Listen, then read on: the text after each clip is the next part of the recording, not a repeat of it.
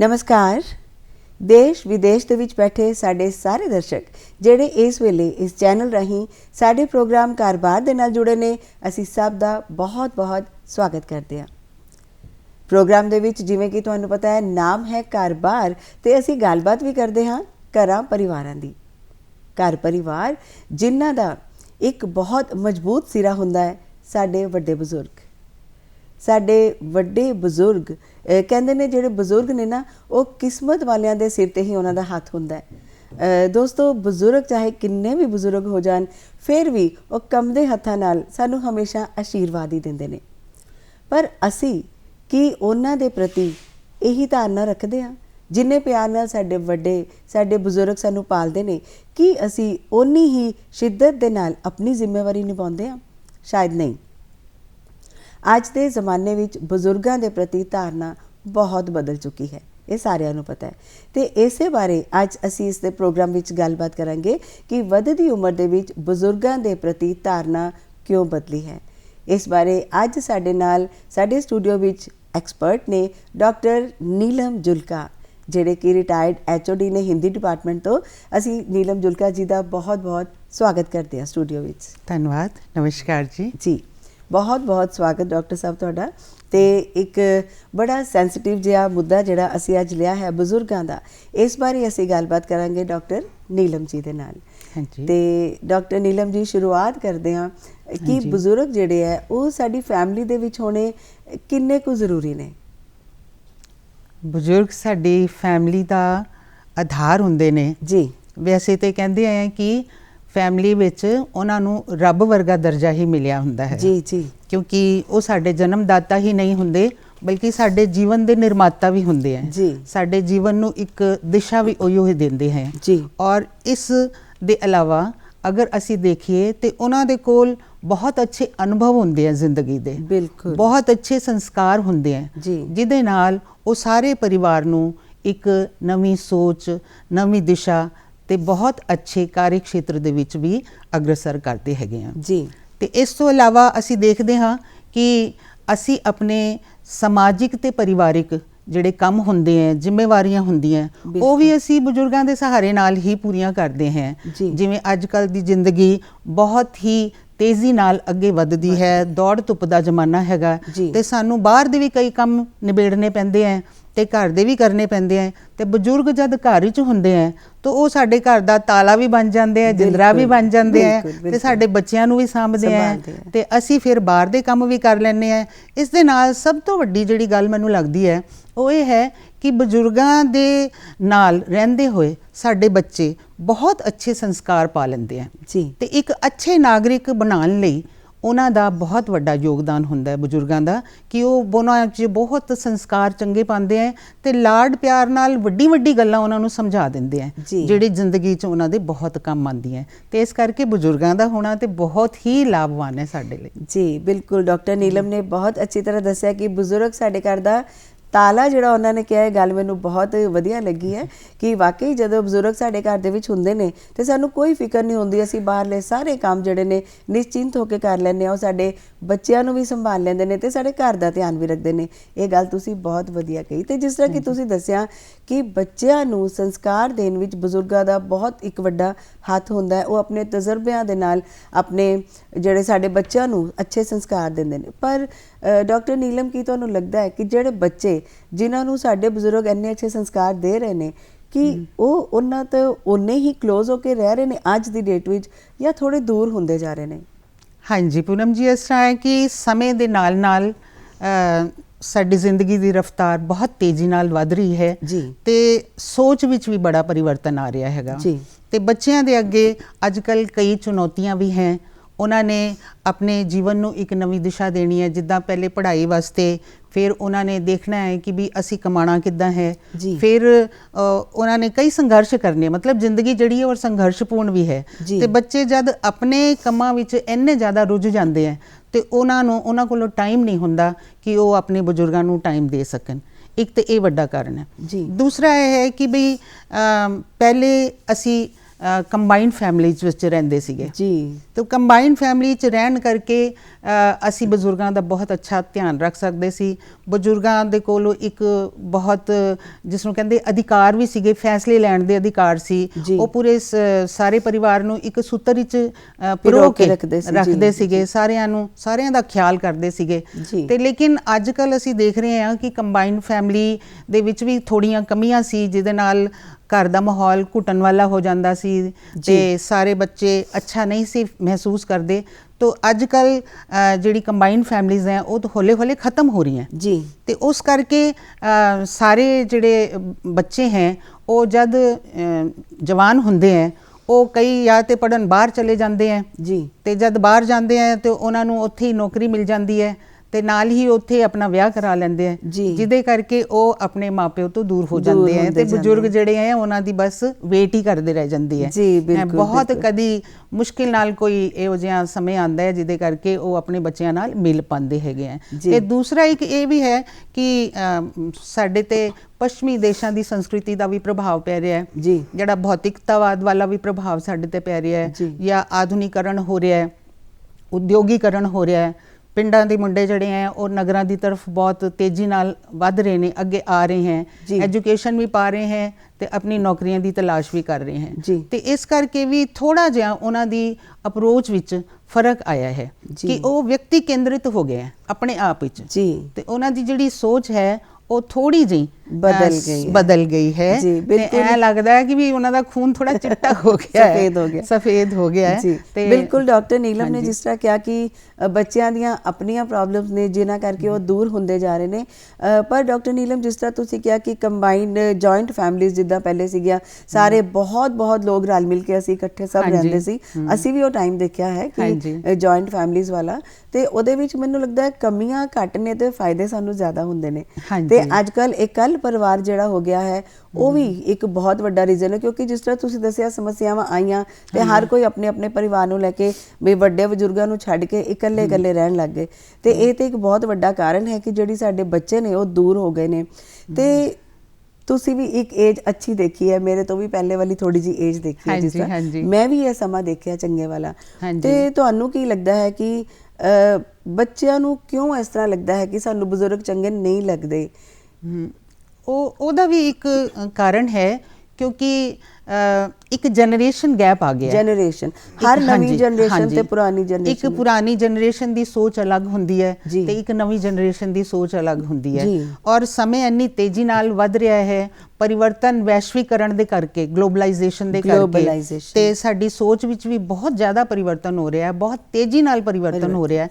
ਤੇ ਜਿਹੜੇ ਬਜ਼ੁਰਗ ਨੇ ਉਹਨਾਂ ਦੀ ਸੋਚ ਆਪਣੇ ਢੰਗ ਦੀ ਹੈ, ਉਹ ਆਪਣੇ ਪੁਰਾਣੇ ਸਮੇਂ ਦੇ ਨਾਲ ਜੁੜੇ ਹੋਏ ਹੈ, ਉਹਨਾਂ ਕਦਰਾਂ ਕੀਮਤਾਂ ਦੇ ਨਾਲ ਜੁੜੇ ਹੋਏ ਹੈ। ਲੇਕਿਨ ਅੱਜ ਕੱਲ੍ਹ ਦੇ ਜਿਹੜੇ ਬੱਚੇ ਹੈ ਉਹਨਾਂ ਨੂੰ ਐਕਸਪੋਜ਼ਰ ਬਹੁਤ ਹੈ, ਔਰ ਨਾਲੇ ਉਹਨਾਂ ਨੂੰ ਮਤਲਬ ਸਿਰਫ ਸਾਡੇ ਮਤਲਬ ਇੱਕ ਭਾਰਤ ਦੇ ਸਤਰ ਤੇ ਨਹੀਂ ਬਲਕਿ ਅੰਤਰਰਾਸ਼ਟਰੀ ਸਤਰ ਤੇ ਵੀ ਆਪਣੇ ਅਸਤਿਤਵ ਨੂੰ ਸਾਬਿਤ ਕਰਨਾ ਹੁੰਦਾ ਤੇ ਇਸ ਕਰਕੇ ਉਹਨਾਂ ਦੀ ਸੋਚ ਥੋੜੀ ਜਿਹੀ ਫਰਕ ਹੋ ਜਾਂਦੀ ਹੈ। ਤੇ ਜਦ ਦੋਨਾਂ ਦੀ ਸੋਚ ਫਰਕ ਹੋਈ ਤੇ ਉਹਨਾਂ ਵਿੱਚ ਥੋੜਾ ਟਾਕਰਾ ਹੋ ਜਾਂਦਾ ਕਲੈਸ਼ਿੰਗ ਹੋ ਜਾਂਦੀ ਹੈ।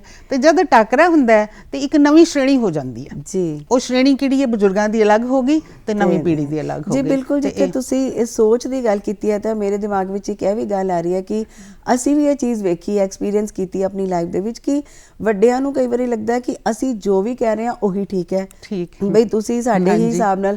ਹੁਣ ਜਿੱਦਾਂ ਇੱਕ ਲੜਕੀ ਹੈ ਮੈਰਿਜ ਹੋ ਕੇ ਜਾਂਦੀ ਹੈ ਤਾਂ ਉਹਨਾਂ ਨੂੰ ਲੱਗਦਾ ਹੈ ਕਿ ਇਹੀ ਸਿਸਟਮ ਅਡਾਪਟ ਕਰਨਾ ਚਾਹੀਦਾ ਹੈ ਜੋ ਅਸੀਂ ਕਰ ਰਹੇ ਹਾਂ, ਹੈ ਨਾ, ਸਾਰੇ ਫੈਮਿਲੀ ਮੈਂਬਰਸ ਨੂੰ।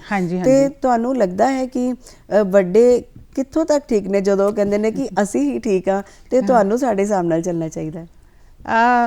ਦੇਖੋ, ਉਹੀ ਜਨਰੇਸ਼ਨ ਗੈਪ ਵਾਲੀ ਗੱਲ ਆ ਜਾਂਦੀ ਹੈ, ਸੋਚ ਵਿੱਚ ਫਰਕ ਆ ਜਾਂਦਾ ਹੈ, ਪਰ ਕਿਤੇ ਨਾ ਕਿਤੇ ਉਹ ਵੀ ਗਲਤ ਨਹੀਂ ਹੁੰਦੇ ਕਿਉਂਕਿ ਉਹਨਾਂ ਨੇ ਆਪਣਾ ਜੀਵਨ ਉਹਨਾਂ ਸੋਚਾਂ ਨਾਲ, ਉਹਨਾਂ ਕੀਮਤਾਂ ਨਾਲ ਹੰਢਾਇਆ ਹੁੰਦਾ ਤੇ ਉਹਨਾਂ ਦੇ ਉਹ ਖੂਨ ਵਿੱਚ ਉਹ ਕੀਮਤਾਂ ਹੁੰਦੀਆਂ ਤੇ ਉਹ ਜਿਹੜੇ ਆਪ ਕੀਮਤਾਂ ਕਦਰਾਂ ਨਾਲ ਜਿਉ ਰਹੇ ਨੇ ਜਾਂ ਜਿਹੜੇ ਮਤਲਬ ਅਨੁਭਵ ਉਹਨਾਂ ਨੇ ਉਸੇ ਸੰਸਕਾਰਾਂ ਤੋਂ ਪ੍ਰਾਪਤ ਕੀਤੇ ਨੇ ਤੇ ਉਹ ਚਾਹੁੰਦੇ ਆ ਕਿ ਸਾਡੀ ਅਗਲੀ ਜਨਰੇਸ਼ਨ ਜਿਸ ਤਰ੍ਹਾਂ ਨੂੰਹ ਆਈ ਘਰ ਵਿੱਚ ਤਾਂ ਉਹਨਾਂ ਲੱਗਦਾ ਜਿਸ ਤਰ੍ਹਾਂ ਮੈਂ ਨੂੰਹ ਆਈ ਸੀਗੀ ਬਣ ਕੇ, ਤੇ ਉਸੇ ਤਰ੍ਹਾਂ ਇਹ ਵੀ ਸਾਰੇ ਪਰਿਵਾਰ ਦੇ ਨਾਲ ਮਿਲ ਕੇ ਰਹੇ, ਸਾਰਿਆਂ ਨਾਲ ਅੱਛਾ ਵਿਵਹਾਰ ਕਰੇ। ਪਰ ਅੱਜ ਦੀ ਜਿਹੜੀ ਨੂੰਹ ਹੈ ਉਹ ਜੌਬ ਵਿੱਚ ਵੀ ਹੈ, ਉਹ ਮਤਲਬ ਕੰਮ ਕਰਨ ਵੀ ਜਾਂਦੀ ਹੈ ਜੀ। ਤੇ ਉਹਦੇ ਕੋਲ ਇੰਨਾ ਟਾਈਮ ਨਹੀਂ ਹੈ ਉਹ ਮਤਲਬ ਸਾਰਾ ਕੰਮ ਦੇਖ ਵੀ ਸਕੇ ਜਾਂ ਬਜ਼ੁਰਗਾਂ ਨੂੰ ਵੀ ਅੱਛੀ ਤਰ੍ਹਾਂ ਪੂਰੀ ਤਰ੍ਹਾਂ ਮਤਲਬ ਜੀ। ਸੰਭਾਲ ਸਕੇ। ਹਾਂ, ਇਹ ਠੀਕ ਹੈ ਕਿ ਉਹਨਾਂ ਦੀ ਦੇਖਭਾਲ ਕਰਨਾ ਤੇ ਫਰਜ਼ ਹੈ, ਜੀ ਉਹਨਾਂ ਦੀ ਸੇਵਾ ਕਰਨਾ ਵੀ ਫਰਜ਼ ਹੈ, ਜੀ। ਉਹਨਾਂ ਨੂੰ ਟਾਈਮ ਵੀ ਥੋੜਾ ਬਹੁਤ ਜ਼ਰੂਰ ਦੇਣਾ ਚਾਹੀਦਾ, ਲੇਕਿਨ ਹਾਂ ਉਹਨਾਂ ਟਾਈਮ ਨਹੀਂ ਹੁੰਦਾ ਅੱਜ ਕੱਲ੍ਹ ਕਿ ਬਈ ਉਹ ਜਿਸ ਤਰ੍ਹਾਂ ਉਹ ਆਪ ਆਪਣੇ ਜੀ। ਸੱਸ ਸਹੁਰੇ ਨੂੰ ਦਿੰਦੇ ਹੋਣਗੇ ਠੀਕ ਜਾਂ ਪੂਰੇ ਹੈ। ਪਰਿਵਾਰ ਨੂੰ ਦਿੰਦੇ ਹੋਣਗੇ, ਇਸ ਕਰਕੇ ਉਹੀ ਉਮੀਦ ਉਹਨਾਂ ਕੋਲੋਂ ਲਗਾ ਲੈਂਦੇ ਹੈ। ਜੀ। ਇਸ ਕਰਕੇ ਉਹਨਾਂ ਦਾ ਥੋੜਾ ਜਿਹਾ ਮਤਲਬ ਇੰਨਾ ਗਲਤ ਨਹੀਂ ਹੈ, ਪਰ ਫਿਰ ਵੀ ਮੈਂ ਕਹਿੰਦੀ ਹਾਂ ਕਿ ਬਜ਼ੁਰਗਾਂ ਨੂੰ ਵੀ ਸਮੇਂ ਦੀ ਮੰਗ ਨੂੰ ਸਮਝਣਾ ਚਾਹੀਦਾ ਹੈ ਜੀ। ਔਰ ਉਹ ਦੇਖਦੇ ਹੋਏ ਉਸੇ ਤਰ੍ਹਾਂ ਦੀ ਉਹਨਾਂ ਕੋਲੋਂ ਉਮੀਦ ਕਰਨੀ ਚਾਹੀਦੀ ਹੈ। ਬਿਲਕੁਲ, ਤੁਹਾਡੇ ਕਹਿਣ ਦਾ ਮਤਲਬ ਹੈ ਕਿ ਇੱਕ ਬੈਲੈਂਸ ਬਣਾਉਣਾ ਜ਼ਰੂਰੀ ਹੈ, ਹਾਂਜੀ। ਇੱਕ ਤਾਲਮੇਲ ਬਣਾਉਣਾ ਜ਼ਰੂਰੀ ਹੈ। ਹਾਂਜੀ। ਜਿਸ ਤਰ੍ਹਾਂ ਇੱਕ ਬੱਚਾ ਹੁੰਦਾ ਹੈ, ਉਹਦੇ ਵਾਸਤੇ ਜਿਹੜੇ ਮਾਂ-ਬਾਪ ਨੇ, ਸਾਡੇ ਵੱਡੇ ਨੇ, ਉਹ ਕਿਸ ਤਰ੍ਹਾਂ ਟਾਈਮ ਮੈਨੇਜਮੈਂਟ ਕਰਦੇ ਨੇ, ਉਹਨਾਂ ਨੇ ਵੀ ਕੀਤੀ ਹੈ ਸਾਡੇ ਵਾਸਤੇ। ਤੇ ਇਸੇ ਤਰ੍ਹਾਂ ਮੈਨੂੰ ਲੱਗਦਾ ਕਿ ਬੱਚਿਆਂ ਨੂੰ ਵੀ ਇੱਕ ਟਾਈਮ ਟੇਬਲ ਬੈਲੈਂਸ, ਜ਼ਿਆਦਾਤਰ ਡਾਕਟਰ ਨੀਲਮ ਦੇਖਣ ਚਾਹੁੰਦਾ ਹੈ ਕਿ ਅਸੀਂ ਅਟੈਂਡੈਂਟ ਰੱਖਦੇ ਜਾ ਰਹੇ ਹਾਂ ਅੱਜ ਕੱਲ੍ਹ, ਹਾਂਜੀ। ਅੱਗੇ ਜਿਉਂ ਸਮਾਂ ਹਾਂਜੀ। ਬਦਲਦਾ ਜਾ ਰਿਹਾ, ਜਿਸ ਤਰ੍ਹਾਂ ਤੁਸੀਂ ਹਾਂਜੀ। ਕਿਹਾ ਟਾਈਮ ਨਹੀਂ ਹੈ ਬੱਚਿਆਂ ਕੋਲ, ਹਾਂਜੀ। ਅਸੀਂ ਅਟੈਂਡੈਂਟ ਰੱਖਦੇ ਜਾ ਰਹੇ ਹਾਂ ਬਜ਼ੁਰਗਾਂ ਵਾਸਤੇ। ਤੇ ਕੀ ਤੁਹਾਨੂੰ ਲੱਗਦਾ ਹੈ ਕਿ ਇਕੱਲੇ ਅਟੈਂਡੈਂਟਸ ਦੇ ਹੀ ਹਵਾਲੇ ਕਰ ਦੇਣਾ ਬਜ਼ੁਰਗਾਂ ਨੂੰ ਠੀਕ ਹੈ? ਨਹੀਂ, ਕੱਲੇ ਅਟੈਂਡੈਂਸ ਦੇ ਹਵਾਲੇ ਨਹੀਂ ਅਸੀਂ ਕਰ ਸਕਦੇ, ਜੀ। ਪਰ ਇਹ ਠੀਕ ਹੈ ਕਿ ਅਟੈਂਡੈਂਸ ਦੀ ਹੈਲਪ ਲੈਣੀ ਚਾਹੀਦੀ ਹੈ, ਲੈਣੀ ਚਾਹੀਦੀ ਹੈ, ਕਿਉਂਕਿ ਸਾਡੇ ਕੋਲ ਇੰਨਾ ਟਾਈਮ ਨਹੀਂ ਹੈ ਜ਼ਿਆਦਾ। ਲੇਕਿਨ ਪਰ ਇਹ ਨਹੀਂ ਹੈ ਕਿ ਟਾਈਮ ਨਹੀਂ ਹੈ ਤੇ ਅਸੀਂ ਬਜ਼ੁਰਗਾਂ ਨੂੰ ਇਗਨੋਰ ਕਰ ਦਈਏ। ਜੀ। ਤੇ ਉਹਨਾਂ ਵਾਸਤੇ ਸਾਨੂੰ ਪੂਰੀ ਉਹਨਾਂ ਦੀ ਸੁਵਿਧਾਵਾਂ ਦਾ ਖਿਆਲ ਕਰਨਾ ਪੈਣਾ ਹੈ, ਉਹਨਾਂ ਦੀ ਦੇਖਭਾਲ ਦਾ ਖਿਆਲ ਕਰਨਾ ਪੈਣਾ ਹੈ। ਜੀ। ਤੇ ਅਟੈਂਡੈਂਟ ਹੋਣਗੇ ਤੇ ਉਹ ਉਹਨਾਂ ਦਾ ਖਿਆਲ ਕਰਨਗੇ, ਪਰ ਆਪਣੀ ਸੁਪਰਵਿਜ਼ਨ ਨੂੰ ਨਹੀਂ ਛੱਡਣਾ। ਜੀ ਬਿਲਕੁਲ। ਤੇ ਉਹਨਾਂ ਨੂੰ ਬੈਠ ਕੇ ਥੋੜਾ ਟਾਈਮ ਦੇਣਾ ਵੀ, ਮੈਨੂੰ ਲੱਗਦਾ ਕਿ ਹਾਂ। ਬੈਠੋ ਬਜ਼ੁਰਗਾਂ ਕੋਲ, ਗੱਲਬਾਤ ਕਰੋ, ਉਹਨਾਂ ਦੀਆਂ ਹਾਂਜੀ। ਕੀ ਜ਼ਰੂਰਤਾਂ ਨੇ ਉਹਨਾਂ ਬਾਰੇ ਸੁਣੋ। ਬੇਸ਼ੱਕ ਜੇ ਅਸੀਂ ਅਟੈਂਡੈਂਟ ਵੀ ਰੱਖ ਰਹੇ ਹਾਂ ਤੇ ਉਸ ਦੇ ਨਾਲ ਸਾਡੀ ਸੁਪਰਵਿਜ਼ਨ, ਜਿਸ ਤਰ੍ਹਾਂ ਕਿ ਡਾਕਟਰ ਨੀਲਮ ਨੇ ਕਿਹਾ, ਕਿ ਬਹੁਤ ਜ਼ਰੂਰੀ ਹੈ। ਤੇ ਡਾਕਟਰ ਨੀਲਮ, ਇੱਕ ਮੇਰੇ ਦਿਮਾਗ ਦੇ ਵਿੱਚ ਗੱਲ ਆ ਰਹੀ ਹੈ ਕਿ ਹੌਲੀ ਹੌਲੀ ਇੰਨੀ ਕੁ ਇੰਪੋਰਟੈਂਸ ਖਤਮ ਹੁੰਦੀ ਜਾ ਰਹੀ ਹੈ ਕਿ ਬਹੁਤ ਸਾਰੇ ਬਜ਼ੁਰਗ ਜਿਹੜੇ ਨੇ ਓਲਡ ਏਜ ਹੋਮਸ ਦੇ ਵਿੱਚ ਜਾਈ ਜਾ ਰਹੇ ਹੈ। ਹਾਂਜੀ। ਜਿਹੜਾ ਕਿ ਇੱਕ ਬਹੁਤ ਫਿਕਰ ਵਾਲਾ ਮੈਨੂੰ ਲੱਗਦਾ ਪੁਆਇੰਟ ਹੈ ਕਿ ਬੱਚਿਆਂ ਦੇ ਹੁੰਦਿਆਂ ਤੇ ਉਸੇ ਸ਼ਹਿਰ ਦੇ ਵਿੱਚ ਵੀ ਮੈਂ ਕਈ ਬਜ਼ੁਰਗ ਦੇਖੇ ਨੇ ਕਿ ਉਸੇ ਸ਼ਹਿਰ ਵਿੱਚ ਬੱਚੇ ਨੇ, ਉਸੇ ਸ਼ਹਿਰ ਵਿੱਚ ਬਜ਼ੁਰਗ ਜਿਹੜੇ ਨੇ ਓਲਡ ਏਜ ਹੋਮਸ ਦੇ ਵਿੱਚ ਜਾ ਰਹੇ ਨੇ। ਇਸ ਬਾਰੇ ਤੁਸੀਂ ਕੀ ਕਹਿਣਾ ਚਾਹੋਗੇ? ਹਾਂ, ਇਹ ਓਲਡ ਏਜ ਹੋਮ ਵਿੱਚ ਬਜ਼ੁਰਗ ਜਾ ਰਹੇ ਨੇ, ਲੇਕਿਨ ਇਹ ਕੋਈ ਬਹੁਤ ਹੈਲਦੀ ਅਪਰੋਚ ਨਹੀਂ ਹੈ। ਜੀ, ਗਲਤ ਸਾਈਨ ਹੈ ਸੋਸਾਇਟੀ ਲਈ। ਹਾਂ, ਮਤਲਬ ਇਹ ਉਹਨਾਂ ਬਜ਼ੁਰਗਾਂ ਵਾਸਤੇ ਤੇ ਠੀਕ ਹੈ ਕਿ ਵੀ ਜਿਨ੍ਹਾਂ ਦੇ ਕੋਈ ਨਹੀਂ ਹੈ, ਉਹ ਸੜਕਾਂ ਤੇ ਰੁਲਣ ਤੋਂ ਅੱਛਾ ਹੈ ਕਿ ਉਹ ਓਲਡ ਏਜ ਹੋਮ ਵਿੱਚ ਜਾਣ, ਕਿਉਂਕਿ ਉੱਥੇ ਵੀ ਇੱਕ ਵਿਵਸਥਾ ਹੁੰਦੀ ਹੈ, ਉੱਥੇ ਵੀ ਉਹਨਾਂ ਦਾ ਮਤਲਬ ਪੂਰਾ ਧਿਆਨ ਰੱਖਿਆ ਜਾਂਦਾ ਹੈ, ਦੇਖਭਾਲ ਕਰਨ ਦੇ ਪੂਰੇ ਸਾਧਨ ਹੁੰਦੇ ਹੈ। ਲੇਕਿਨ ਫਿਰ ਵੀ ਜਿਹੜੇ ਮਾਪਿਓ ਕੋਲ ਆਪਣੇ ਬੱਚੇ ਹੈ, ਜਿਨ੍ਹਾਂ ਬੱਚਿਆਂ ਨੂੰ ਉਹਨੇ ਇੰਨੀਆਂ ਚਾਹਾਂ ਨਾਲ ਪਾਲਿਆ ਪੋਸਿਆ, ਉਹਨਾਂ ਨੂੰ ਐਜੂਕੇਸ਼ਨ ਦਿੱਤੀ, ਆਪਣੇ ਜੀਵਨ ਵਿੱਚ ਤੰਗੀਆਂ ਸਹਿ ਕੇ ਵੀ ਉਹਨਾਂ ਤੇ ਲਾਇਆ ਕਿ ਬਈ ਇਹ ਬੱਚੇ ਬਹੁਤ ਅੱਛੇ ਅੱਗੇ ਵਧਣ, ਬਹੁਤ ਅੱਛੇ ਨਾਗਰਿਕ ਬਣ ਜਾਣ। ਪਰ ਉਹਦਾ ਮਤਲਬ ਇਹ ਨਹੀਂ ਹੁੰਦਾ ਕਿ ਅੱਜ ਤੁਸੀਂ ਆਪਣੇ ਪੈਰਾਂ ਤੇ ਖੜੇ ਹੋ ਗਏ ਹੋ, ਆਪਣੇ ਵਾਸਤੇ ਕਮਾਉਣਾ ਸ਼ੁਰੂ ਹੋ ਗਏ ਹੋ ਤੇ ਆਪਣੇ ਮਾਪਿਆਂ ਨੂੰ ਤੁਸੀਂ ਇਗਨੋਰ ਕਰ ਦਿਓ, ਭੁੱਲ ਜਾਓ। ਕਿਉਂਕਿ ਜਿਸ ਘਰ ਵਿੱਚ ਤੁਸੀਂ ਪੈਦਾ ਹੋਏ ਹੋ, ਉਹ ਘਰ ਵਿੱਚ ਉਹ ਘਰ ਨੂੰ ਉਹਨਾਂ ਨੇ ਸਜਾਇਆ ਹੁੰਦਾ, ਉਹ ਉਹਨਾਂ ਦੀ ਰਚਨਾ ਹੈ। ਤੁਸੀਂ ਵੀ ਉਹਨਾਂ ਦੀ ਹੀ ਰਚਨਾ, ਬੱਚੇ ਵੀ ਉਹਨਾਂ ਦੀ ਹੀ ਰਚਨਾ ਹੈ ਇੱਕ ਤਰ੍ਹਾਂ ਦੇ। ਤੇ ਜਦੋਂ ਉਹਨਾਂ ਨੂੰ ਬੱਚੇ ਸੀਗੇ ਤਾਂ ਉਹਨਾਂ ਨੇ ਪੂਰੀ ਤਾਕਤ ਲਾ ਕੇ ਉਹਨਾਂ ਨੂੰ ਪਾਲਿਆ, ਤੇ ਪਰ ਹੁਣ ਅੱਜ ਉਹਨਾਂ ਨੂੰ ਲੋੜ ਹੈ ਸਹਾਰੇ ਦੀ, ਤੇ ਅਸੀਂ ਅੱਜ ਉਹਨਾਂ ਨੂੰ ਅਲੱਗ ਕਰਨ ਦੀ ਕੋਸ਼ਿਸ਼ ਕਰਦੇ ਹਾਂ। ਤੇ ਉਹ ਨਹੀਂ ਹੋਣਾ ਚਾਹੀਦਾ। ਉਹਨਾਂ ਨੂੰ ਪੂਰੇ ਮਾਣ ਨਾਲ, ਸਨਮਾਨ ਨਾਲ, ਆਦਰ ਦਿੰਦਿਆਂ ਹੋਇਆ ਬੜੇ ਪਿਆਰ ਨਾਲ ਘਰ ਵਿੱਚ ਰੱਖਣਾ ਚਾਹੀਦਾ। ਸਗੋਂ ਉਹਨਾਂ ਦਾ ਵੀ ਬਿਲਕੁਲ ਬੱਚਿਆਂ ਵਕਨ ਧਿਆਨ ਰੱਖਣਾ ਚਾਹੀਦਾ। ਜਿੱਦਾਂ ਅਸੀਂ ਆਪਣੇ ਬੱਚਿਆਂ ਦਾ ਧਿਆਨ ਰੱਖਦੇ ਹਾਂ, ਉੱਦਾਂ ਹੀ ਉਹਨਾਂ ਦਾ ਧਿਆਨ ਰੱਖਣਾ ਚਾਹੀਦਾ ਹੈ, ਕਿਉਂਕਿ ਉਹ ਹੌਲੇ ਹੌਲੇ ਉਹਨਾਂ ਦਾ ਜਿਹੜਾ ਸਰੀਰ ਹੈ ਉਹ ਆਯੂ ਦੇ ਨਾਲ ਨਾਲ ਕਮਜ਼ੋਰ ਹੋਈ ਜਾਂਦਾ। ਬਿਲਕੁਲ ਬੱਚਿਆਂ ਵਰਗਾ ਹੀ ਹੋ ਜਾਂਦਾ, ਬੱਚਿਆਂ ਵਰਗਾ ਹੋ ਜਾਂਦਾ ਹੈ। ਹਾਂਜੀ। ਤੇ ਸਰੀਰ ਜਦ ਕਮਜ਼ੋਰ ਹੁੰਦਾ ਤਾਂ ਉਹਦੇ ਨਾਲ ਨਾਲ ਮਨ ਤੇ ਵੀ ਅਸਰ ਪੈਂਦਾ। ਮਨ ਵਿੱਚ ਵੀ ਸਾਡੇ ਕਈ ਤਣਾਅ ਆ ਜਾਂਦੇ ਹੈ। ਤੇ ਜਦ ਸਰੀਰ ਔਰ ਮਨ ਦੋਨੋਂ ਸਾਡੇ ਕਮਜ਼ੋਰ ਹੋ ਜਾਣ ਤੇ ਫਿਰ ਨੈਚੁਰਲੀ ਸਾਡਾ ਜਿਹੜਾ ਹੈਲਥ ਵਾਲਾ ਫੈਕਟਰ ਹੈ, ਉਹ ਹੈਲਥ ਸਾਡੀ ਬਹੁਤ ਜ਼ਿਆਦਾ ਵੀਕ ਹੋ ਜਾਂਦੀ, ਇਫੈਕਟ ਹੁੰਦੀ ਹੈ। ਤੇ ਸਭ ਤੋਂ ਪਹਿਲਾਂ ਜਿਹੜੇ ਬੱਚੇ ਹੈ ਉਹਨਾਂ ਨੂੰ ਮਾਪਿਓ ਦੀ ਹੈਲਥ ਵੱਲੋਂ ਥੋੜ੍ਹਾ ਜਿਹਾ ਧਿਆਨ ਰੱਖਣ ਦੀ ਬਹੁਤ ਜ਼ਿਆਦਾ ਜ਼ਰੂਰਤ ਹੈ। ਤੇ ਦੂਸਰਾ, ਉਹਨਾਂ ਦੀਆਂ ਜਿਹੜੀਆਂ ਜ਼ਰੂਰਤਾਂ ਉਹਨਾਂ ਜ਼ਰੂਰਤਾਂ ਨੂੰ ਵੀ ਪੂਰਾ ਕਰਨ ਦੀ ਕੋਸ਼ਿਸ਼ ਕਰਨੀ ਚਾਹੀਦੀ ਹੈ, ਕਿਉਂਕਿ ਹੁਣ ਮਾਪਿਓ ਨਹੀਂ ਕਮਾ ਰਹੇ, ਹੁਣ ਉਹਨਾਂ ਦਾ ਮਤਲਬ ਰਿਟਾਇਰਮੈਂਟ ਤੋਂ ਬਾਅਦ ਵਾਲਾ ਟਾਈਮ ਆ ਜਾਂਦਾ ਹੈਗਾ ਤੇ ਉਹ ਆਰਥਿਕ ਪੱਖੋਂ ਵੀ ਡਿਪੈਂਡੈਂਟ ਹੋ ਜਾਂਦੇ ਆ ਤਾਂ ਬੱਚਿਆਂ ਤੋਂ ਡਿਪੈਂਡੈਂਟ ਹੋ ਜਾਂਦੇ ਆ। ਪਰ ਅਸੀਂ ਇਹ ਬੜਾ ਦੁੱਖ ਦਾ ਮਤਲਬ ਹੈਗਾ ਤੱਥ ਕਿ ਬਈ ਅੱਜ ਕੱਲ੍ਹ ਬੱਚੇ ਬਹੁਤ ਕਮਾਉਣ ਵਿੱਚ ਲੱਗੇ ਹੋਏ ਨੇ, ਕਈ ਲੱਖਾਂ ਕਈ ਕਰੋੜਾਂ ਉਹਨਾਂ ਦੇ ਕੋਲ ਆ ਜਾਂਦੇ ਆ ਔਰ ਖਰਚਦੇ ਵੀ ਨੇ, ਆਪਣੀ ਸੁੱਖ ਸੁਵਿਧਾ ਦਾ ਪੂਰਾ ਖਿਆਲ ਰੱਖਦੇ ਆ। ਲੇਕਿਨ ਜਦ ਮਾਪਿਓ ਦੀ ਦਵਾਈ ਦਾਰੂ ਸਵਾਸਥ ਇਹਦੇ ਤੇ ਖਰਚਾ ਕਰਨ ਦੀ ਲੋੜ ਆਉਂਦੀ ਹੈ ਤੇ ਫਿਰ ਕਹਿੰਦੇ ਸਾਡੇ ਕੋਲ ਕੋਈ ਵਾਧੂ ਪੈਸਾ ਪਿਆ, ਉਹ ਉਹਨਾਂ ਦੀ ਪੂਰੀ ਤਰ੍ਹਾਂ ਹੈਲਪ ਨਹੀਂ ਕਰਦੇ। ਕਈ ਤਾਂ ਬਹੁਤ ਅੱਛਾ ਕਰਦੇ, ਬਹੁਤ ਅੱਛੀ ਤਰ੍ਹਾਂ ਪਰ ਉਹਨਾਂ ਨੂੰ ਵੀ ਨਹੀਂ, ਕਿਸੇ ਨੂੰ ਵੀ ਨਹੀਂ ਕਰਨਾ ਚਾਹੀਦਾ। ਮਾਂ-ਬਾਪ ਦੇ ਹੈਲਥ ਨੂੰ ਉਹਨਾਂ ਨੂੰ ਬਹੁਤ ਹੀ ਇੰਪੋਰਟੈਂਸ ਦੇਣੀ ਚਾਹੀਦੀ ਹੈ। ਬਸ ਇੱਕੋ ਹੀ ਗੱਲ ਹੈ ਕਿ ਜਿੱਦਾਂ ਆਪਣੇ ਬੱਚਿਆਂ ਦਾ ਖਿਆਲ ਕਰਦੇ ਆ, ਆਪਣਾ ਖਿਆਲ ਕਰਦੇ ਆ, ਮਾਂ-ਬਾਪ ਵੀ ਘੱਟ ਨਹੀਂ, ਉਸੇ ਤਰ੍ਹਾਂ ਹੀ ਪਰਿਵਾਰ ਦਾ ਇੱਕ ਹਿੱਸਾ ਹੈ ਤਾਂ ਉਹਨਾਂ ਦਾ ਧਿਆਨ ਰੱਖਣਾ ਚਾਹੀਦਾ। ਬਿਲਕੁਲ। ਮੈਨੂੰ ਇਸ ਤੋਂ ਇੱਕ ਛੋਟੀ ਜਿਹੀ ਗੱਲ ਯਾਦ ਆਉਂਦੀ ਹੈ, ਕਿਤੇ ਮੈਂ ਇੱਕ ਸਟੋਰੀ ਜਿਹੀ ਪੜ੍ਹੀ ਸੀ ਕਿ ਇੱਕ ਬੱਚਾ ਜਿਹੜਾ ਆਪਣੇ ਇੱਕ ਫਾਦਰ ਹੁੰਦੇ ਨੇ, ਉਹ ਆਪਣੇ ਬੱਚੇ ਤੋਂ ਜਦੋਂ ਬਜ਼ੁਰਗ ਹੋ ਜਾਂਦੇ ਨੇ ਬਾਰ-ਬਾਰ ਪੁੱਛਦੇ ਨੇ ਕਿ ਉਹ ਉੱਤੇ ਕੀ ਬੈਠਾ, ਉਹ ਉੱਤੇ ਕੀ ਬੈਠਾ। ਇਸ ਤਰ੍ਹਾਂ ਦੀ ਇੱਕ ਸਟੋਰੀ ਹੈ ਤੇ ਉਹ ਬੱਚਾ ਦੂਜੀ ਕੁ ਵਾਰ ਵਿੱਚ ਇਰੀਟੇਟ ਹੋ ਜਾਂਦਾ ਹੈ ਕਿ ਪਾਪਾ ਤੁਸੀਂ ਬਾਰ-ਬਾਰ ਇਹੀ ਗੱਲ ਪੁੱਛੀ ਜਾ ਰਹੇ ਹੋ। ਤੇ ਫਿਰ ਉਹ ਫਾਦਰ ਨੇ ਕਿਹਾ ਕਿ ਬੇਟਾ ਜਦੋਂ ਤੂੰ ਛੋਟਾ ਸੀ ਤੂੰ ਘੱਟੋ ਘੱਟ ਮੈਨੂੰ 20-25 ਵਾਰੀ ਪੁੱਛਿਆ ਕਿ ਉਹ ਬੰਨੇ ਤੇ ਕੀ ਬੈਠਾ ਹੈ ਤੇ ਮੈਂ ਤੈਨੂੰ 20-25 ਵਾਰੀ ਦੱਸਿਆ ਕਿ ਬੇਟਾ ਉਹ ਕਾਂ ਬੈਠਾ ਹੈ। ਤੇ ਮਤਲਬ ਕਿ ਪੇਰੈਂਟਸ ਜੇ ਇੰਨੀ ਪਿਆਰ ਦੇ ਨਾਲ, ਇੰਨੀ ਸ਼ਿੱਦਤ ਦੇ ਨਾਲ ਬੱਚਿਆਂ ਦਾ ਧਿਆਨ ਰੱਖ ਰਹੇ ਨੇ ਤੇ ਬੱਚੇ ਕਿਉਂ ਦੂਜੀ ਵਾਰ 'ਚ ਇਰੀਟੇਟ ਹੋ ਜਾਂਦੇ ਨੇ, ਜਦ ਕਿ ਸਾਨੂੰ ਉਸੇ ਮਾਂ-ਬਾਪ ਨੇ ਇਸ ਕਾਬਿਲ ਬਣਾਇਆ ਹੈ ਕਿ ਅੱਜ ਅਸੀਂ ਇਸ ਮੁਕਾਮ ਤੇ ਖੜੇ ਹਾਂ। ਹੈ ਨਾ? ਤੇ ਇਹੋ ਜਿਹੀਆਂ ਕਈ ਗੱਲਾਂ ਹੁੰਦੀਆਂ ਨੇ ਕਿ ਬੱਚੇ ਇਰੀਟੇਟ ਵੀ ਬੜੀ ਜਲਦੀ ਹੁੰਦੇ ਨੇ। ਹਾਂਜੀ, ਅੱਜ ਕੱਲ੍ਹ ਪੇਸ਼ੈਂਸ ਵੀ ਘੱਟ ਹੋਈ ਜਾਂਦੀ ਹੈ ਬੱਚਿਆਂ 'ਚ, ਪੇਸ਼ੈਂਸ ਜਿਹੜੀ ਹੈ ਉਹ ਬਹੁਤ ਘੱਟ ਹੋਈ ਜਾ ਰਹੀ ਹੈ। ਤੇ ਇੱਕ ਤੁਸੀਂ ਦੱਸਿਆ ਕਿ ਹੈਲਥ ਵੱਲੋਂ, ਫਾਈਨੈਂਸ਼ੀਅਲ ਪੱਖੋਂ ਹੋਰ ਕਿਹੜੀਆਂ ਗੱਲਾਂ ਤੁਹਾਨੂੰ ਲੱਗਦੀਆਂ ਕਿ ਜਿਨ੍ਹਾਂ ਤੇ ਬਜ਼ੁਰਗਾਂ ਨੂੰ ਸਿਕਿਉਰਿਟੀ ਚਾਹੀਦੀ ਹੈ? ਹੋਰ ਇੱਕ ਮੈਨੂੰ ਲੱਗਦਾ ਹੈ ਕਿ ਪਰਿਵਾਰ ਵਿੱਚ ਜਾਂ ਸਮਾਜ ਵਿੱਚ ਉਹਨਾਂ ਨੂੰ ਪੂਰਾ ਆਦਰ ਮਾਨ ਮਿਲਣਾ ਚਾਹੀਦਾ ਹੈ। ਜਿਸ ਆਦਰ ਮਾਨ ਦੇ ਅਧਿਕਾਰੀ ਹੁੰਦੇ ਹੈ ਉਹ ਉਹਨਾਂ ਦਾ ਜਦੋਂ ਓਲਡ ਏਜ ਵਿੱਚ ਆਉਂਦੇ ਹੈ ਤਾਂ ਉਹ ਹੌਲੇ ਹੌਲੇ ਨਹੀਂ ਮਿਲਦਾ, ਕਿਉਂਕਿ ਉਹੀਓ ਫੈਕਟਰ ਹੈਗੇ ਹੈ ਕਿ ਸਰੀਰਕ ਸਤਰ 'ਤੇ, ਮਾਨਸਿਕ ਸਤਰ 'ਤੇ ਜਾਂ ਹੈਲਥ ਪੁਆਇੰਟ ਆਫ ਵਿਊ ਨਾਲ ਉਹ ਕਮਜ਼ੋਰ ਹੋ ਜਾਂਦੇ ਹੈ ਤਾਂ ਉਹਨਾਂ ਦਾ ਆਉਣਾ ਜਾਣਾ, ਮਿਲਣਾ ਵਰਤਣਾ ਘੱਟ ਹੋ ਜਾਂਦਾ ਹੈ ਤੇ ਉਹ ਪਰਿਵਾਰ ਦੇ ਨਾਲ ਵੀ ਪੂਰੇ ਰਿਸ਼ਤੇ ਪੂਰੇ ਨਹੀਂ ਨਿਭਾ ਪਾਉਂਦੇ ਤੇ ਸਮਾਜਿਕ ਸਤਰ 'ਤੇ ਵੀ ਨਹੀਂ ਨਿਭਾ ਪਾਉਂਦੇ ਤੇ ਇਸ ਕਰਕੇ ਉਹ ਸਮਾਜ ਤੋਂ ਵੀ ਥੋੜ੍ਹਾ ਜਿਹਾ ਦੂਰ ਹੋ ਜਾਂਦੇ ਹੈ ਔਰ ਹੌਲੇ ਹੌਲੇ ਉਹਨਾਂ ਨੂੰ ਇਹ ਅਹਿਸਾਸ ਹੋਣ ਲੱਗਦਾ ਕਿ ਸ਼ਾਇਦ ਅਸੀਂ ਹੁਣ ਨਾ ਪਰਿਵਾਰ ਲਈ ਨਾ ਹੀ ਸਮਾਜ ਲਈ ਉਪਯੋਗੀ ਨਹੀਂ ਰਹੇ। ਉਹਨਾਂ ਵਿੱਚ ਅਨੁਪਯੋਗਿਤਾ ਦਾ ਮਤਲਬ ਭਾਵ ਆ ਜਾਂਦਾ ਹੈ ਤੇ ਜਿਹੜਾ ਉਹਨਾਂ ਨੂੰ ਹੌਲੇ ਹੌਲੇ ਡਿਪਰੈਸ਼ਨ ਦੀ ਤਰਫ ਲੈ ਜਾਂਦਾ ਹੈ। ਤੇ ਇਹ ਵੀ ਸਾਨੂੰ ਧਿਆਨ ਰੱਖਣਾ ਚਾਹੀਦਾ ਹੈ ਕਿ ਬਈ ਉਹਨਾਂ ਵਿੱਚ ਇਹ ਸਥਿਤੀ ਵੀ ਨਾ ਆਏ। ਪਰਿਵਾਰ ਦੇ ਵਿੱਚ ਰਹਿੰਦਿਆਂ ਹੋਇਆਂ ਹੱਸਦੇ ਖੇਡਦੇ ਉਹਨਾਂ ਨੂੰ ਪਤਾ ਵੀ ਨਾ ਚੱਲੇ ਕਿ ਸਾਡਾ ਦਿਨ ਕਿਵੇਂ ਬੀਤ ਗਿਆ। ਤੇ ਪਰ ਹੁੰਦਾ ਇਸ ਤਰ੍ਹਾਂ ਨਹੀਂ ਹੈ, ਕਿਉਂਕਿ ਅਸੀਂ ਦੇਖਦੇ ਹਾਂ ਕਿ ਬਹੁਤ ਵੱਡੇ ਵੱਡੇ ਘਰਾਂ ਵਿੱਚ ਵੀ ਪਤਾ ਨਹੀਂ ਅੱਜ ਕੱਲ੍ਹ ਸੰਸਕਾਰ ਸ਼ਾਇਦ ਨਹੀਂ ਰਹੇ ਬੱਚਿਆਂ ਦੇ ਵਿੱਚ ਤੇ ਉਹ ਆਪ ਤੇ ਵੱਡੇ ਵੱਡੇ ਮਹਿਲ ਬਣਾ ਲੈਣਗੇ, ਕੋਠੀਆਂ ਬਣਾ ਲੈਣਗੇ, ਲੇਕਿਨ ਮਾਪਿਓ ਨੂੰ ਇੱਕ ਕੋਨੇ 'ਚ ਉਹਨਾਂ ਦੀ ਮੰਜੀ ਪਾ ਦਿੰਦੇ ਆ, ਉੱਥੇ ਉਹਨਾਂ ਨੂੰ ਮਤਲਬ ਕਹਿੰਦੇ ਆ ਕਿ ਤੁਹਾਡੀ ਇਹੀਓ ਜਗ੍ਹਾ ਹੈਗੀ ਹੈ, ਜਦ ਕਿ ਉਹ ਘਰ ਦੇ ਮਾਲਿਕ ਉਹੀਓ ਹੀ ਹੁੰਦੇ ਆ ਲੇਕਿਨ ਉਹਨਾਂ ਦਾ ਇੰਨਾ ਮਤਲਬ ਕਿ ਹਾਲ ਖਰਾਬ ਕਰ ਦਿੰਦੇ ਆ ਕਿ ਸਮਝੋ ਕਿ ਉਹ ਵਾਧੂ ਦੀ ਚੀਜ਼ ਹੈ। ਜਿੱਦਾਂ ਅਸੀਂ ਇੱਕ ਕੋਨੇ 'ਚ ਸੁੱਟ ਦਿੰਦੇ ਹਾਂ ਉਸੇ ਤਰ੍ਹਾਂ ਮਾਪਿਓ ਨੂੰ ਉਹ ਇੱਕ ਤਰ੍ਹਾਂ ਇਗਨੋਰ ਕਰ ਦਿੰਦੇ ਹੈਗੇ ਆ। ਪਿੱਛੇ ਅਸੀਂ ਕਈ ਅਖਬਾਰਾਂ 'ਚ ਰੋਜ਼ ਇੱਦਾਂ ਦੀਆਂ ਖਬਰਾਂ ਆਉਂਦੀਆਂ ਨੇ। ਇੱਕ ਪਿੱਛੇ ਖਬਰ ਆਈ ਸੀ 92 ਸਾਲ ਦੀ ਮਾਂ ਨੂੰ ਇੱਕ ਆਪਣੇ ਪੁੱਤਰ ਨੇ ਘਰੋਂ ਬਾਹਰ ਕੱਢ ਦਿੱਤਾ। ਉਹਦੇ ਕੋਲੋਂ ਆਪਣੀ ਜ਼ਮੀਨ ਦੇ ਕਾਗਜ਼ਾਂ ਤੇ ਸਾਈਨ ਕਰਾ ਲਏ ਔਰ ਫਿਰ ਉਸ ਤੋਂ ਬਾਅਦ ਜਿਹੜਾ ਪੁਰਾਣਾ ਘਰ ਸੀ ਉਹਨੂੰ ਢਾਹ ਦਿੱਤਾ।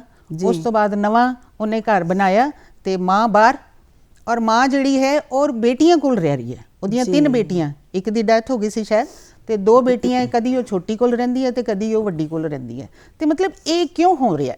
ਇਹ ਬਹੁਤ ਬਹੁਤ ਵੱਡਾ ਇੱਕ ਮਤਲਬ ਕਿ ਕੁਐਸਚਨ ਹੈ, ਇਹ ਬਹੁਤ ਵੱਡੀ ਸਮੱਸਿਆ ਹੈ ਕਿ ਜਿਹੜੇ ਮਾਂ-ਬਾਪ ਆਪਣਾ ਤਨ ਮਨ ਧਨ ਸਾਰਾ ਲਾ ਕੇ ਬੱਚਿਆਂ ਨੂੰ ਪਾਲਦੇ ਹੈ, ਪੋਸਦੇ ਹੈ, ਉਹਨਾਂ ਦਾ ਭਵਿੱਖ ਬਣਾਉਣ ਲਈ ਹਮੇਸ਼ਾ ਚਿੰਤਿਤ ਵੀ ਹੁੰਦੇ ਹੈ ਔਰ ਪੂਰਾ ਉਹਨਾਂ ਦੇ ਸਾਧਨਾਂ ਦਾ ਵੀ ਜਿਸ ਤਰ੍ਹਾਂ ਕਹਿ ਸਕਦੇ ਇੰਤਜ਼ਾਮ ਕਰਦੇ ਹੈ ਤੇ ਉਹੀਓ ਮਾਂ-ਪਿਓ ਉਹ ਕਿਉਂ ਬੋਝ ਬਣ ਜਾਂਦੇ ਹੈ?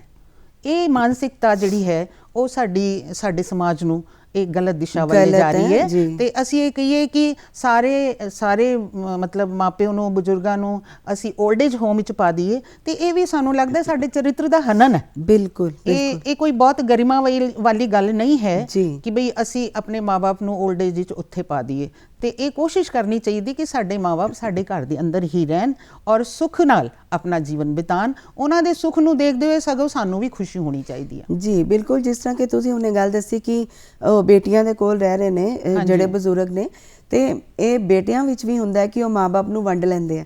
ਇੱਕ ਟਾਈਮ ਤੇ ਆਖਿਆ ਕਿ ਫਾਦਰ, ਇਸ ਤਰ੍ਹਾਂ ਦੀ ਇੱਕ ਪਿਕਚਰ ਵੀ ਆਈ ਸੀ, ਬਾਗਵਾਨ ਮੂਵੀ ਵੀ ਥੋੜੀ ਦੇਰ ਪਹਿਲੇ ਮੈਂ ਦੇਖੀ ਹੈ, ਤੇ ਉਹਦੇ ਵਿੱਚ ਵੀ ਇਹੀ ਹੈ। ਲੇਕਿਨ ਉਹਨਾਂ ਨੇ ਇਹ ਨਹੀਂ ਸੋਚਿਆ ਕਿ ਉਹ ਮਾਂ-ਬਾਪ ਦੇ ਉੱਤੇ ਕੀ ਬੀਤ ਰਹੀ ਹੈ। ਹਾਂਜੀ, ਬੜੀ ਅੱਛੀ ਤਰ੍ਹਾਂ ਪਿਕਚਰ ਦੇ ਵਿੱਚ ਦਿਖਾਇਆ ਗਿਆ ਸੀ।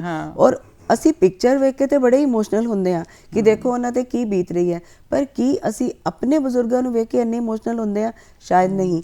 ਤਾਂ ਹੀ ਤਾਂ ਇਹੋ ਜਿਹੀ ਸਿਚੁਏਸ਼ਨ ਜਿਹੜੀ ਹੈ 올ਡ ਏਜ ਹੋਮਸ ਦੀ ਆ ਰਹੀ ਹੈ ਨਾ। ਮੈਨੂੰ ਲੱਗਦਾ ਔਰ ਇਸ ਏਜ 'ਚ ਤੇ ਮੈਨੂੰ ਲੱਗਦਾ ਜਦੋਂ ਇਨਸਾਨ ਬਜ਼ੁਰਗੀ ਤੇ ਆ ਜਾਂਦਾ ਹੈ ਤਾਂ ਉਹਨੂੰ ਆਪਣੇ ਸਾਥੀ ਦੀ ਸਗੋਂ ਜ਼ਿਆਦਾ ਲੋੜ ਹੁੰਦੀ ਹੈ, ਜ਼ਿਆਦਾ ਲੋੜ ਹੈ। ਔਰ ਅੱਜ ਕੱਲ੍ਹ ਬੱਚੇ ਕੀ ਕਰਦੇ ਆ, ਆਪਣੀ ਪ੍ਰਾਪਰਟੀ ਵੰਡਦੇ ਆ, ਨਾਲ ਹੀ ਮਾਂ-ਬਾਪ ਨੂੰ ਵੀ ਵੰਡ ਲੈਂਦੇ। ਜਿੱਦਾਂ ਤੁਸੀਂ ਹੁਣੇ ਪਿਕਚਰ ਦਾ ਇੱਕ ਐਗਜ਼ਾਮਪਲ ਦਿੱਤਾ, ਤੇ ਉਹਦੇ ਨਾਲ ਜਿਹੜੀ ਮਤਲਬ ਜ਼ਿੰਦਗੀ ਹੈ, ਪਹਿਲੇ ਹੀ ਉਹਨਾਂ ਦਾ ਸਰੀਰ ਸਾਥ ਨਹੀਂ ਦੇ ਰਿਹਾ, ਪਹਿਲੇ ਉਹਨਾਂ ਨੂੰ ਕਈ ਪ੍ਰੋਬਲਮਸ ਹੈਗੀਆਂ, ਤੇ ਇੱਕ ਅਸੀਂ ਹੋਰ ਵਧਾ ਦਿੱਤੀ ਤਾਂ ਕਿ ਉਹ ਆਪਣੇ ਸੁੱਖ ਦੁੱਖ ਨੂੰ ਆਪਣੇ ਸਾਥੀ ਨਾਲ ਨਹੀਂ ਫੋਲ ਸਕਦੇ, ਆਪਣੀ ਸਮੱਸਿਆਵਾਂ ਨਹੀਂ ਦੱਸ ਸਕਦੇ, ਤੇ ਉਹਨਾਂ ਦੀ ਸਮੱਸਿਆ ਤੇ ਵਧਣੀ ਹੀ ਹੈ, ਘਟਣੀਆਂ ਥੋੜੀ ਹੈ। ਜੀ ਜੀ, ਹਾਂਜੀ। ਤੇ ਇੱਕ ਜਗ੍ਹਾ ਤੇ ਮੈਂ ਪੜ੍ਹਿਆ ਸੀ ਕਿ ਬਜ਼ੁਰਗ ਜਿਸ ਤਰ੍ਹਾਂ ਪਬਲਿਕ ਪਲੇਸਿਸ ਦੇ ਵਿੱਚ ਵੀ ਉਹਨਾਂ ਨੂੰ ਮੂਵ ਤੇ ਕਰਨਾ ਪੈਂਦਾ ਹੀ ਹੈ ਸੋਸਾਇਟੀ ਵਿੱਚ।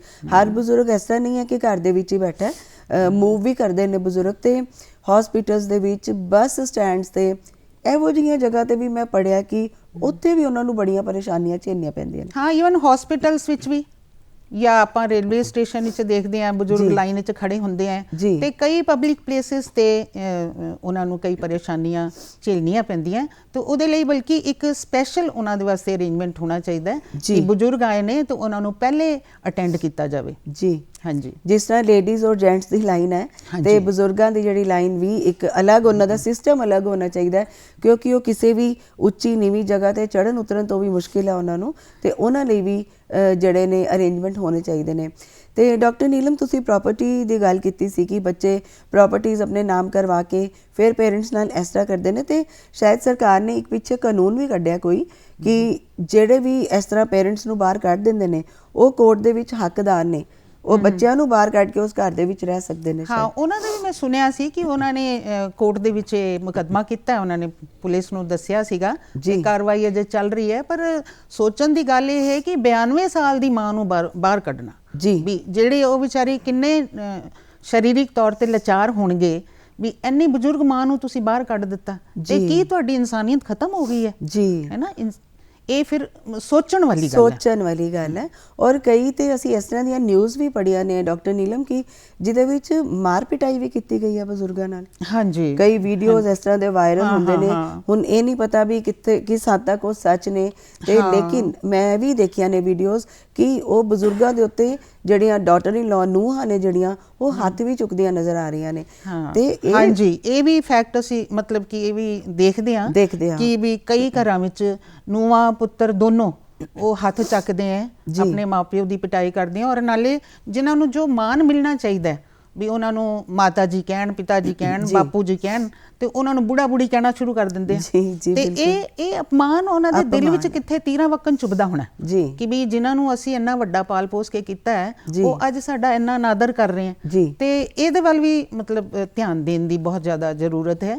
ਔਰ ਦੂਸਰਾ ਮੈਨੂੰ ਥੋੜਾ ਜਿਹਾ ਲੱਗਦਾ ਹੈ ਕਿ ਵੀ ਚਲੋ ਨੂੰਹਾਂ ਤੇ ਖਰਾਬ ਕਰਦੀਆਂ ਜਾਂ ਪੁੱਤਰ ਵੀ, ਪਰ ਥੋੜਾ ਸਾਡੀ ਸੁਸਾਇਟੀ 'ਚ ਵੀ ਨਾ ਨੂੰਹਾਂ ਨੂੰ ਬੇਟੀਆਂ ਦੀ ਤਰ੍ਹਾਂ ਮੰਨਣਾ ਚਾਹੀਦਾ। ਹਾਂ, ਇਹ ਵੀ ਗੱਲ ਠੀਕ ਹੈ। ਜੇ ਅਸੀਂ ਆਪਣੇ ਪੁਰਾਣੇ ਸੰਸਕਾਰਾਂ ਨੂੰ ਧਿਆਨ ਵਿੱਚ ਰੱਖੀਏ ਜਾਂ ਉਹਨਾਂ ਨੂੰ ਅੱਗੇ ਵਧਾਉਂਦੇ ਰੱਖਦੇ ਹੋਏ ਆਪਣਾ ਜੀਵਨ ਪਾਲਨ ਕਰੀਏ, ਤੇ ਨਾਲ ਹੀ ਆਪਣੀ ਸੋਚ ਵਿੱਚ ਵੀ ਥੋੜਾ ਪਰਿਵਰਤਨ ਕਰੀਏ ਕਿ ਅਸੀਂ ਨੂੰਹਾਂ ਨੂੰ ਬੇਟੀ ਦੀ ਤਰ੍ਹਾਂ ਟਰੀਟ ਕਰੀਏ, ਤੇ ਉਹ ਬੇਟੀ ਵੀ ਫਿਰ ਸੱਸ ਨੂੰ ਮਾਂ ਦੀ ਤਰ੍ਹਾਂ ਹੀ ਕਰੇ। ਬਿਲਕੁਲ ਬਿਲਕੁਲ, ਹਾਂ, ਹੈ ਨਾ। ਤੇ ਇਹਦੇ ਵਿੱਚ ਥੋੜਾ ਜਿਹਾ ਪਰਿਵਾਰ ਦਾ ਜਿਹੜਾ ਵਾਤਾਵਰਨ ਹੈ ਸੁਖੇਲਾ ਹੋ ਜਾਏਗਾ, ਉਹਦੇ ਵਿੱਚ ਸਾਰੇ ਖੁਸ਼ੀ ਰਹਿ ਸਕਦੇ। ਜੀ, ਬੜਾ ਅੱਛਾ ਪੁਆਇੰਟ ਡਾਕਟਰ ਨੀਲਮ ਨੇ ਦੱਸਿਆ। ਔਰ ਵੈਸੇ ਵੀ ਜਦੋਂ ਇੱਕ ਲੜਕੀ ਵਿਆਹ ਕਰਕੇ ਦੂਸਰੇ ਘਰ ਵਿੱਚ ਜਾਂਦੀ ਹੈ, ਤੇ ਜੋ ਸ਼ੁਰੂਆਤ ਉਹਨੂੰ ਦਿੱਤੀ ਜਾਏਗੀ, ਉਹੀ ਜਿਹੜਾ ਹੈ ਅੱਗੋਂ ਉਹਦਾ ਮਾਹੌਲ ਬਣ ਜਾਣਾ ਹੈ, ਉਹੀ ਉਹਦਾ ਐਟਮੋਸਫੇਅਰ ਬਣ ਜਾਣਾ ਹੈ।